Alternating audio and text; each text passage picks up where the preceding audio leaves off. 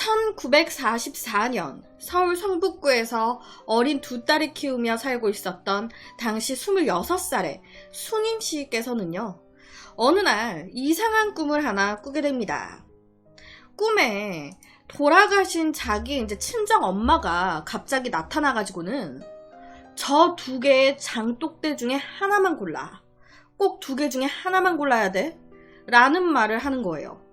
이에 딸인 순임 씨는요, 엄마 말대로 좀 뭔가 꺼림칙하긴 했는데 고르라고 하니까 그럼 왼쪽 항아리? 왼쪽이요 라고 말을 했습니다.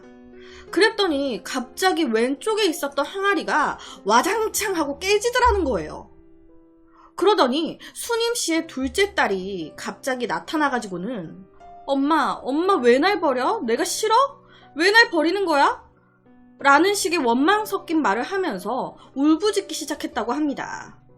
이에 너무 놀란 순임 씨가 아니라고, 널 버리지 않았다고 얘기하다가 꿈에서 깨게 됐다고 하는데요. 돌아가신 친정어머니의 꿈을 꾼 순임 씨. 이때가 1944년도예요. 진짜 옛날이잖아요. 그러다 보니까 순임 씨의 소중한 두 딸이 이때 당시에 알 수 없는 병으로 인해서 의식을 잃은 지 며칠째인 상황이었습니다. 이런 상황에서 이런 찜찜한 꿈까지 꿔버리니까 아이고야, 저 같았으면 진짜 하루 종일 정말 기분이 조금 그냥 말해서 더러웠을 것 같아요. 찜찜하잖아요. 그렇게 몇 시간 후 첫째 딸이었던 성래씨가 조금씩 정신을 차리기 시작했습니다. 엄마, 나 물 좀 줘요. 그런데 그에 비해서 둘째가 계속 조용한 거예요.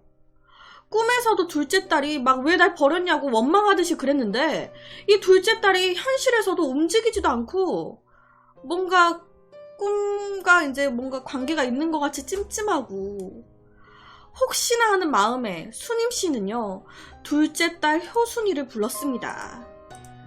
효순아.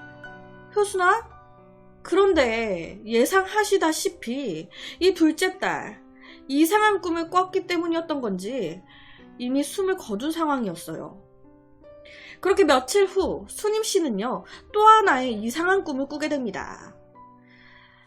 그렇게 사랑하는 막내딸을 잃고 얼마나 마음이 찢어졌겠습니까? 현실에서도 내내 울다시피 하고 꿈속에서도 비 오는 날 처마 밑에 앉아가지고 팡팡 울고 있었는데 이때 또 친정엄마가 나타난 거예요. 당연히 이때 순임 씨는요, 친정엄마한테 엄마 어떻게 나한테 이럴 수가 있어? 어떻게 애미한테 어떤 자식 죽일지 선택하라고 그렇게 얘기를 할 수가 있냐고. 난 그것도 모르고 내가 그때 잘못 선택해가지고 내 딸 죽은 거 아니냐고 이러면서 따져 물었습니다. 그랬더니 이 친정엄마가 그러더래요. 순임아, 나도 어쩔 수가 없었다. 하나가 죽어야 하나가 살 수 있는 운명인 것을. 성래라도 잘 키워. 뭐 그래봐야 20년도 못 채우겠지만. 당연히 이 말에 순임 씨는요, 기겁을 하잖아요. 이것도 뭔 개똥 같은 소린가. 엄마, 지금 또 그건 무슨 말이야? 우리 성래가 20년도 못 채우고 죽는다는 말이에요, 지금? 엄마, 지금 그게 무슨 말이야? 그랬더니 이 친정엄마 왈, 그게 정해진 운명인 걸 어떻게 하겠니? 당연히 이 말에 엄마인 순임 씨는요, 울부짖었습니다. 어떻게 두 딸을 다 데려가려고 하냐고. 우리 성래 제발 좀 살려달라고. 그랬더니 엄마가 그러더래요. 둘째 무덤도 만들어주지 마라. 그 방법뿐이야. 라고 말을 한 뒤 사라졌다고 합니다.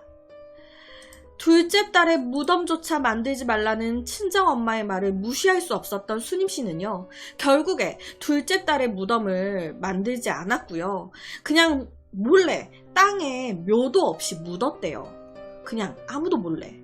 그 후에 첫째 딸 성래 씨는요, 그 흔한 감기 하나 걸리는 일 없이 건강하게 잘 자랐고요. 어느덧 1958년 고등학교를 졸업할 나이까지 됐습니다. 그리고 이때 엄마 순임 씨의 마음이 조금 걱정되고 불길한 거예요. 아니, 엄마라는 그 친정 엄마가 꿈에 나와가지고 뭐 그래봤자 네 딸 20살도 못 채우고 죽을 거라느니 뭐 그런 얘기를 했으니까. 그런데 실제 내 딸이 딱 19살이 됐거든. 얼마나 찜찜해요. 그리고 부모 마음이 얼마나 조마조마하고. 그리고 19살이 되던 첫째 딸의 생일날 밤, 이 수님씨는 이상한 꿈을 하나 더 꾸게 됩니다. 아니, 꿈속에서 어두운 계단을 홀로 이 수님씨가 계속 내려가고 있는 거예요. 아니, 그런데 아무리 계단을 내려가도 끝이 안 보여. 아니, 도대체 여기가 어디야?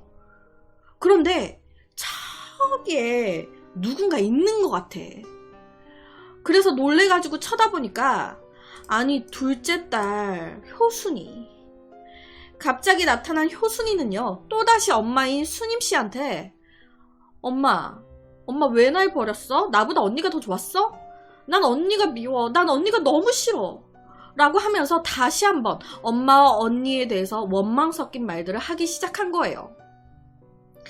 장독대 꿈을 꾼 이후로 단 한 번도 나오지 않았었던 둘째 딸이 첫째 딸 성래씨가 19살 생일을 맞았던 날 다시 한번 꿈에 나타나서 원망 섞인 말들을 해댄 건데, 아유, 그렇게 꿈에서 깨어난 수님씨 얼마나 꿈이 좀 찜찜하고 좀 불길하고 그래요.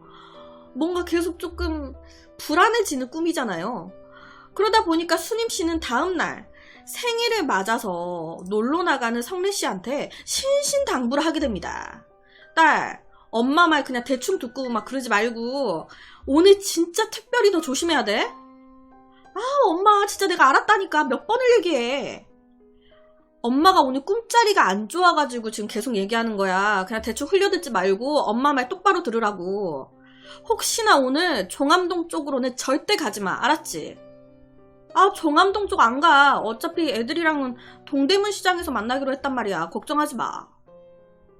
수님씨가 성래씨한테 종암동 쪽으로는 절대 가지 말아라 라고 한 이유는요, 이 둘째 딸을 종암동 쪽에 묻었었대요. 그렇다 보니까 꿈도 그렇고 좀 찜찜하니 이 둘째 딸이 묻혀있는 종암동 쪽으로는 가지 말아라 라고 신신당부를 했던 거예요.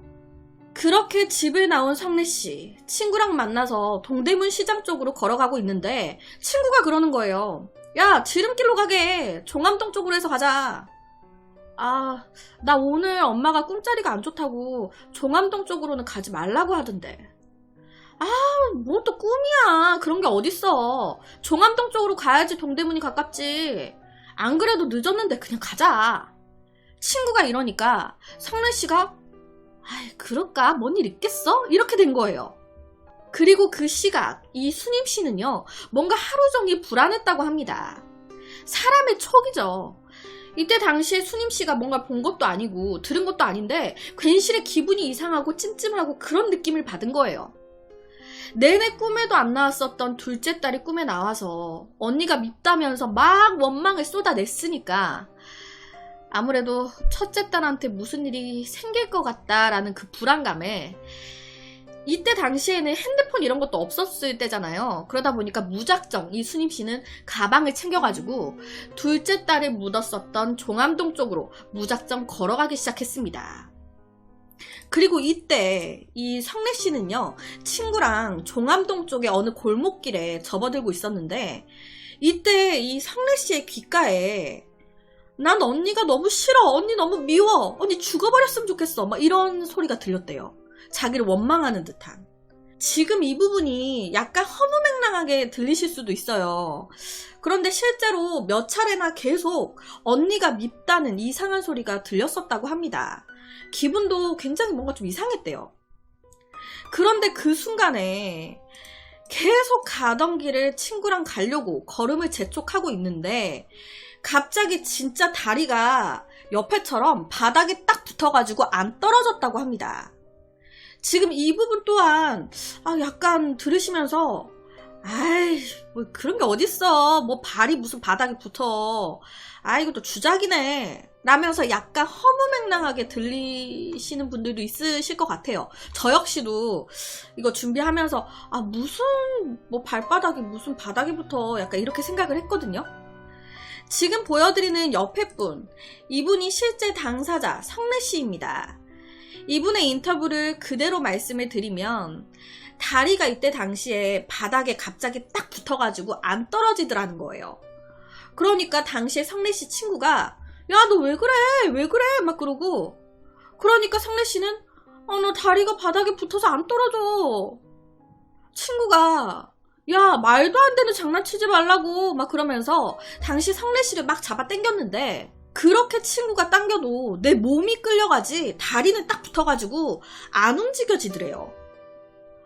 다리가 땅에 붙는다는 건 내가 당해봤으니까 그걸 알지. 솔직히 이 말을 누가 믿으며 그 느낌을 어떻게 알겠어요. 라고 실제 성래씨가 얘기를 하셨습니다. 결국에 이때 당시에 실제로 경찰까지 와가지고요. 성래씨의 다리를 떼보려고 했었대요. 하지만 좀처럼 이 다리는 떨어지지 않았었다고 합니다. 그리고 이때 수님씨는 둘째 딸을 묻었던 종암동까지 걸어오게 됐는데 아니 걸어오다 보니까 막 경찰들이 있고 사람들이 몰려있어. 뭐지? 하고 봤더니 거기에 떡하니 내 딸이 서 있네. 아니 성래야 너 왜 그래? 너 뭐 하는 거야? 다리가 왜 이래? 엄마 나 갑자기 다리가 안 떨어져. 수님씨가 성래씨를 발견하고 현장으로 왔음에도 불구하고 이 성래씨의 다리는 떨어지지 않았습니다. 그렇게 시간이 얼마나 지났을까요? 갑자기 같이 있었던 이 경찰들이 막 급하게 어디론가 가려고 하는 거예요. 내 딸 다리는 아직도 바닥에 붙어 있는데 경찰들이 그냥 갈라 그래. 당연히 이때 수님씨는요. 아니 그냥 가시면 어떡해요. 내 딸 다리가 아직도 이 지경인데 내 딸 어떡하라고. 그랬더니 경찰들이 하는 소리가 지금 동대문 시장에 큰 불이 났습니다. 아줌마 딸이 문제가 아니라고요. 라고 하면서 급하게 가버리는 거예요. 여기서 동대문 시장은 딸 성래씨가 오늘 친구들을 만나기로 했던 장소였는데 그곳에 불이 났다. 1958년 당시 2000여 개의 상점을 모두 태웠던 동대문 대화재 사건. 이게 이때 타이밍에 딱 발생을 했던 거죠. 만약 이곳에 성래씨가 있었다면 이 화재를 피할 수는 없었을 거라고. 그리고 정말 신기하게도요. 그 순간 성래씨의 다리가 떨어졌습니다. 이 모습에 이 엄마 수님씨는요. 이때 다리가 딱 떨어지니까 다행이다 다행이다 하면서 성래씨를 끌어안았대요. 아무 일 없어서 다행이라고. 그렇게 성래씨를 딱 끌어안고 눈을 딱 떴는데 그 순간에 이 수님씨의 눈에요. 한 전봇대 뒤에 서 있는 둘째 딸 효순씨가 보였다고 합니다. 사망했을 때 그 어렸던 모습 그대로 전봇대 뒤에서 활짝 웃으면서 엄마와 언니를 쳐다보고 있었대요. 실제 성래씨가 인터뷰하신 걸 그대로 말씀을 드리면요. 이때 이제 엄마인 수님씨가 성래씨한테 엄마가 네 동생을 그 종암동에다가 묻었었는데 아무래도 네가 그 동대문 시장에 안 간 건 너를 구해주기 위해서 네 동생이 너의 다리를 붙잡았던 게 아니었을까 라고 엄마가 얘기를 하셨었대요. 그러면서 성래씨께서는 두세 상을 사는 거잖아요. 하루하루를 감사하게 살고 있습니다 라고 얘기를 하셨습니다. 수님씨의 친정 엄마의 말처럼 사람의 운명은 정해져서 태어나는 걸까요? 그리고 정말 둘째 딸이 언니를 구해주기 위해서 그날 발목을 붙잡았던 걸까요? 그래서 오늘은 1950년대에 일어났었던 한 기묘한 이야기에 대해 가지고 왔습니다.